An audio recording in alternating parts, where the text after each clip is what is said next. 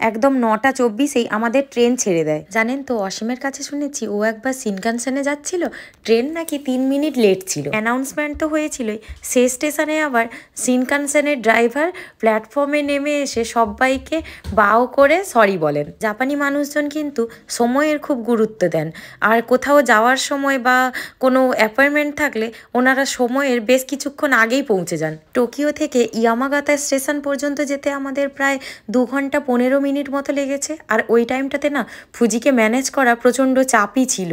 কিছুক্ষণ স্ন্যাক্স নিয়ে তারপরে বই, তারপর বাবার সাথে একটু দুষ্টুমি করে ওর সময়টা কেটেছিল। এতক্ষণ তো আপনাদের দেখালামই স্টেশন থেকে ট্রেন সবই পরিষ্কার। এবার চলুন টয়লেটটা দেখাই। এটা মাল্টিপারপাস রুম, বাচ্চাদের ফিডিং করানোর জন্য বা রেস্ট টেস্ট করার জন্য রয়েছে। টয়লেটের কাছে গিয়ে দেখি ভেতরে কেউ আছেন, তাই রেড হয়ে আছে।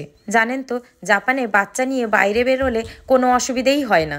রাস্তাঘাটে, স্টেশনে সব জায়গাতেই টয়লেট থাকে, সাথে বেবি কেয়ার রুমও। দেখুন, টয়লেটের মধ্যে বাচ্চার ডাইপার চেঞ্জের জন্য ব্যবস্থা রয়েছে, পাশেই আবার বেসিনও রয়েছে। এখানে আবার চেঞ্জের জন্য মিরারের তলায় একটা হোয়াইট বোর্ডও দেওয়া রয়েছে। এখানে আবার বেবি সিটও রয়েছে, কোনোভাবে টয়লেটে আবার আটকে গেলে এমার্জেন্সি কলও করা যায়। দেখুন, সুবিধের জন্য আবার লেখার সাথে না ছবিও দেওয়া থাকে।